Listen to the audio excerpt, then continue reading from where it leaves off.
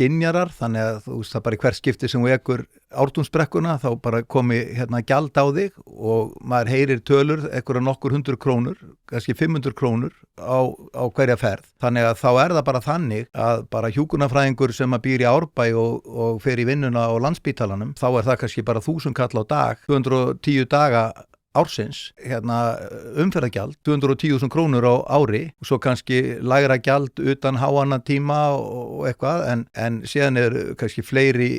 heimilismenn og jafnvel fleiri bílar, þannig að veruleikin sá að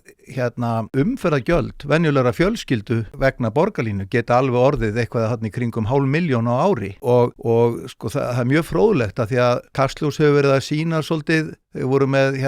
könnun frá Félagsvísindastofnun ýmislegt sem snýri að þéttingu byggðar. Það var mjög fróðlegt og áhuga á að nota borgarlínuna, hvort hún myndi breyta ferðavenjum, að þeir sem höfðu áhuga á að þétta byggð og að kæmi borgarlína og höfðu ekki miklar áhyggjur að því þó myndi fækka stæðum, þeir búi í 101. Það voru alveg 20% stuðningur þar.